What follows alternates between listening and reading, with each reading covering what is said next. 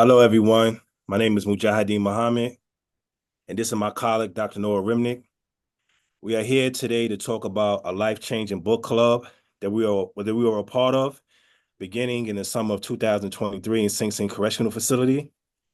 To give you a little bit of my personal story, I'm a 44-year-old man who was returned to society this past April after spending 24 and a half years in prison. At the age of 19, I was arrested for murder and sentenced 1 year later to 25 years to life. I entered prison with a tremendous amount of trauma, and that was compounded by an unhealthy prison environment and the prospects of spending the rest of my life in prison. The Miller's Children Book Club helped unburden me from what I've done by revealing many of the underlying factors behind my criminality as a youth and laying out a course for redemption. Thank you so much for that introduction. So, as Mujahideen said, my name is Noah Remnick. I'm a lecturer and organizer with the Center for Justice at Columbia. I mostly teach college classes at a variety of prisons across New York State. But this book club was something special. So I'm sure Rise Up attendees are more than familiar with book clubs inside. But one thing that sets this one apart is that the men involved are in Sing Sing on exceptionally long sentences, right? In many cases, life sentences or even life without the possibility of parole, despite being charged while they were still quite young. The other thing that sets it apart is that this was not a program that was created by Columbia or any sort of outside group, but by Mujahideen himself and his friends inside, right? They conceptualized it, they created the curriculum, they led us every step of the way. I was just lucky enough to help facilitate alongside Dr. Geraldine Downey. So this club has been meeting weekly since the spring of 2023, and it continues to evolve. But the first book that we read was really foundational. It's called Miller's Children by the psychology professor and expert witness James Garbarino. And it's about the legal and psychological and personal tolls of how the Supreme Court has adjudicated life without parole sentences for juveniles convicted of murder. The title, as some of you may have guessed, is a reference to the Supreme Court case of Miller versus Alabama, in which the court struck down mandatory death and prison sentences for children. So, Mujahideen, I wanted to start by asking, how did you conceptualize this group, right? What kind of programming existed at Sing Sing for men on life sentences beforehand, and what purpose did you hope that the group would serve? Thank you. I have to give credit to Columbia Professor Dr. Geraldine Downey. She introduced the book Miller's Children to myself and my fellow incarcerated peers, Michael Teneo and Tatum Townsley. She thought it would be a great idea if we formed a book club and facilitated discussions based on the contents of Miller's Children, which dealt generally with the interplay of immature neurological development, childhood adversity, and crime. We decided to take on this responsibility because we felt like this book club would speak to the unique issues and the unique burdens that men with life sentences carry. One of the first things that we decided to do was to figure out who would be the participants. And we finally decided that we would recruit individuals who had life sentences and were arrested under the age of 25. The latter criteria was important because of the latest science, the latest neurological science, which says that the brain is still maturing up into the age of 25. So we felt like it was important that we combine individuals who had life sentences and who are within that age range so that it can closely mirror the men in the Miller's Children book who are sentenced as juveniles to life without the possibility of parole. There were no programs in Sing Sing that dealt with the unique burdens that men with life sentences have. So our goal was to create a safe space for guys to kind of unload all of the things they might have been going through that predated being incarcerated and all the things that might have accumulated within them as a result of being in an unhealthy prison environment for so long. And what we wind up doing, we wind up being able to share our experiences, share some of the developmental factors that we have experienced, and we wind up being able to console and support each other in our rehabilitative efforts because we realized that we were a product of the similar experiences. And this book club became a way of forming a unique brotherhood that can help us as we go forward in a tough prison environment, learn how to better rehabilitate ourselves by dealing with those underlying issues of trauma. So one thing that you mentioned was that level of mutual vulnerability that was important for the book club to take place and to thrive. So you know that level of mutual vulnerability is certainly rare for grown men in any setting. But how rare is it in a place like Sing Sing? And what was it about this group that made it possible? You know, how do we establish trust? It's not common for individuals in Sing Sing or any other prison for that matter to talk about personal issues like their crimes and about experiences that may have led to their crimes. Prisons breed isolation, introversion, and distrust for other incarcerated individuals.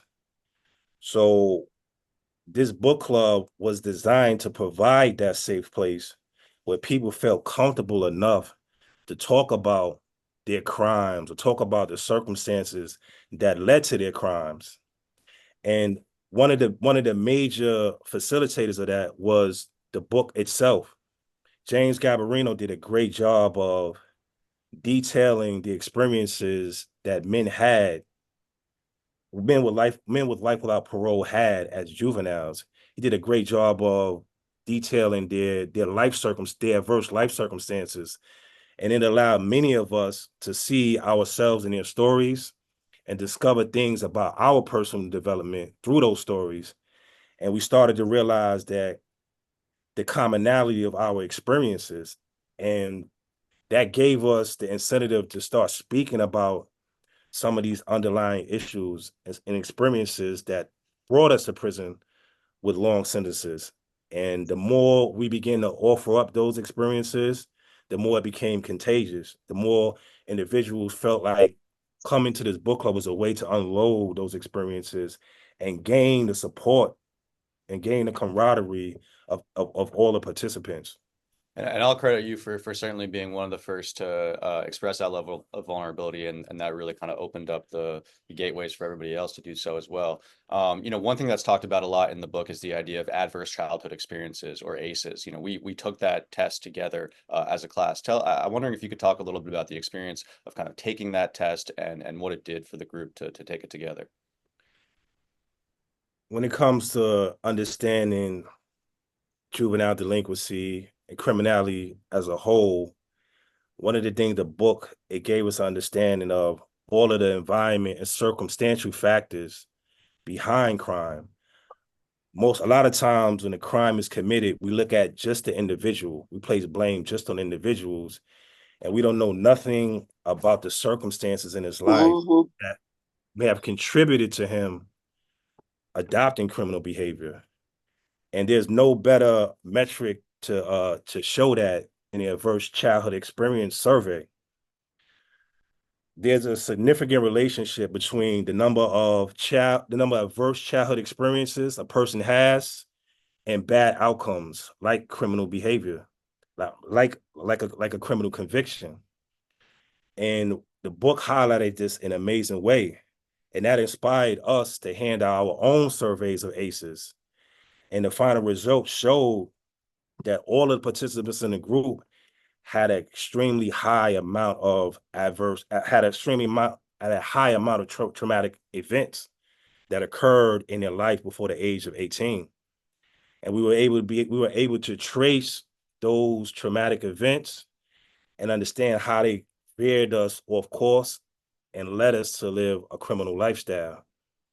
And when that's understood, it necessitates that the government and community stakeholders come together and partner in fostering healthy and safe environments for our children and our youth to grow within, to ensure that there's more protective factors in our youth and our children's lives and risk factors so that those protective factors can mitigate whatever harm they might be exposed to and and be a means for them to develop resilience. And it also is incumbent on the government and community stakeholders to create intervention programs for those children and youth who have been exposed to a number of risk factors that could lead them to unhealthy behaviors and unhealthy ways of thinking. It's important that those interventions be in place so that they can address youth and children who've been exposed to a number of harm and help them adapt and help them develop resilience and be on the course of becoming healthy adults. Thank you very much for that. So some of the most intense and powerful discussions that we had in the group centered on the ideas of guilt and remorse and forgiveness. So we wanted to play a clip from a recent panel that we had inside of Sing Sing, featuring many of the men in the book clubs that you could hear directly from them on this issue.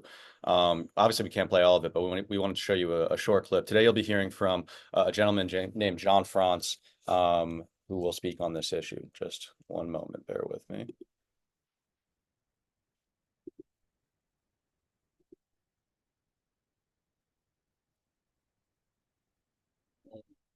Yeah, he's right. Like this book club made me realize, it helped me articulate certain things that I wasn't able to do before. Like I learned how important remorse is. Remorse is so significant that you can't begin the process of rehabilitation and self-improvement without first fully realizing not just the wrongness of the crime itself, but the impact from the destruction it manifested. And personally, I'm devastated by the devastation I caused. The victim, the victim's family, and of course, my own family. That ripple effect could never be reversed. In the book, there's a letter from a guy named John that really resonated with me. He was only a teenager when he killed 2 people in a robbery. And he expressed how his own remorse and deep shame grew intense and painful the older and more mature he became. But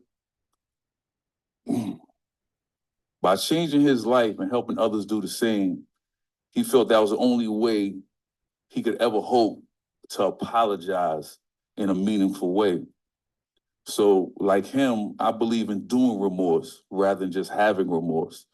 You see, doing remorse led to me to be accountable. And like one of the things these guys helped me realize is like by taking full responsibility of the criminal lifestyle that I chose to live, that ultimately led to the harm I caused others, that motivated me to be in the opposite of what I was. So today, instead of hurting people and taking advantage of them, now I help my peers as well as young people make healthier choices so they could be the best version of themselves. And like I said, this book club helped me realize that, like John, I could only hope that my present and future actions can be regarded as my way of saying I'm sorry. Thank you very much for helping us, for listening to that along with us. So, so often we and prison officials think about programming inside as a kind of form of preparation for folks who are about to return home. But what about for folks who may not have a return date? What do we see as the purpose of education and programming inside for men on life sentences?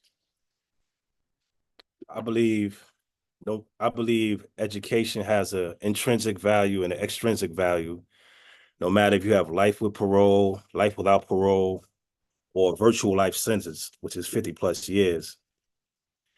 The intrinsic value of education, no matter your sentence, is it gives you the opportunity to purify, to heal yourself, to better yourself, to be a part of something larger than oneself.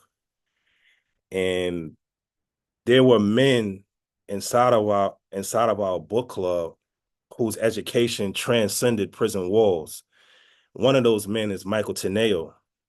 For the last 10 years, he has been facilitating the youth assistant program, which is there's youth from the local there's youth from the local Ossining High School who come in on a weekly basis to participate in a group of what incarcerate individuals about basically how to deal with their difficult life circumstances. And Michael Teneo, he was able to, for the last 10 years, to be a pillar in that particular youth assistance program. So therefore, through education, he was able to model his rehabilitative, he was able to model his rehabilitative efforts and become a leader in the community within prison and also beyond prison. And the second value of education, no matter what sentence you have, is the extrinsic value. And for people who have these extreme senses, there's one extrinsic value that they desire, and it's that people no longer judge them by what they've done in the past, that they judge them for who they are today. And it's because of their rehabilitative efforts through education that they feel they should be judged in a way that's favorable to them, that would allow them to gain some kind of relief from these extreme sentences, because they are no longer tied to the crimes and the type of behavior and the type of way of thinking that's associated with those sentences. Absolutely, well said. So often we hear about all the ways that prisons work to contain and isolate folks, and they're very real. But also, as we know, those prison walls are a lot more porous than we realize, right? Ideas and relationships and inspiration flows from one direction to the other. And I'll give Mujahideen a shout out too. He started an organization called Pillars of Promise, if you want to show them the shirt. And I think that really speaks to an experience that a lot of these folks are having. He absolutely, and so many others inside are those Pillars of Promise. And so I'd be remiss if I didn't ask. So given that all that we discussed today, what steps do you think, meaningful steps, prison officials and state legislatures can take in order to help improve how we've dealt with juveniles and others sentenced to life without the possibility of parole or exceptionally long sentences? I'd like to answer that in two parts. With regard to correction officials, I believe that it's time that they phase out a lot of those mandatory rehabilitative programs like ART. It's not because they don't have no use, but a lot of those old programs, they deal with the symptoms of criminal or unruly behavior. There are programs like the Miller's Children Book Club that will better serve the incarcerated population because they deal with the underlying causes behind our criminal behavior.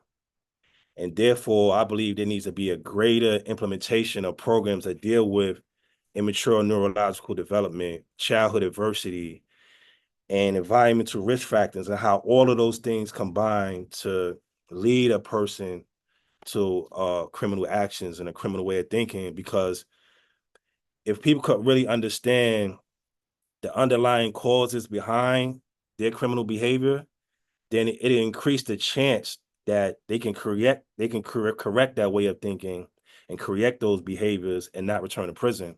One of the co-facilitators, Tatum Townsend, he used to always tell me that people won't rehabilitate themselves. Incarcerated individuals won't rehabilitate themselves until they learn how to deal with those underlying traumas. And in order to do that, there needs to be programs put in place that can help them do that. And the Miller Children's Book Club is a great example of that. The last thing that I think could be done to better service juveniles and people with excessive sentences concerns the legislature. There are many men and women who have been given extreme sentences while they were adolescents and emerging adults, and they have done a tremendous work to better themselves through education and being a service to all those around them. And it is time that the legislature pass the Second Look Act so that these men and women could be afforded some relief and get the opportunity to be released back to society in order to be positive contributors to their communities. There's so many formerly incarcerated men and women in society serving major roles in our communities. And the people who stand to benefit from the Second Look Act, the men and women who will benefit from the Second Look Act, are of a similar ilk. They've done similar things as the men and women in society are today. So the Second Look Act would only help in the transformation of our communities by letting the people be released who have done the work and who is ready to come back to the community and continue to do the work. Absolutely. Well said. Thank you for that. And I'm being told by Christopher that we have time for a little bit of Q&A now.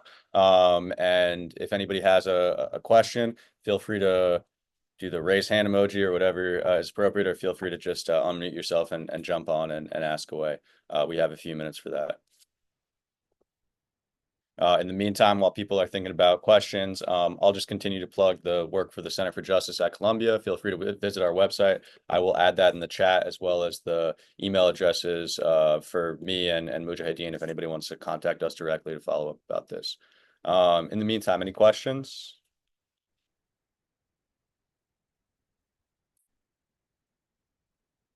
Nadir, feel free to hop in, unmute yourself. Yes, greetings to you brothers. Assalamu alaikum, Mujahid. Yeah, I was listening to the story, and it really resonates with me because I'm currently incarcerated, and I have a group of brothers similar to the men who you were orchestrating things with and creating these programs, and actually we were in the process of trying to create a similar book club.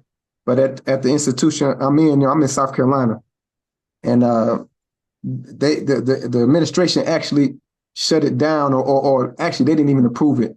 When we proposed it to them for the fact of they didn't want to see men getting together to organize. They didn't want to give us the space, and it's just like they're doing everything to hinder and obstruct, men empowering themselves and gaining education and trying to develop in something better that could be beneficial for the population. But I guess, the question that I want to ask is, did you go through any resistance there with the administration, or what issues did you have to overcome when it comes to like bringing people together to have a space to, do something positive? Fortunately, Sing Sing is one of those rare facilities where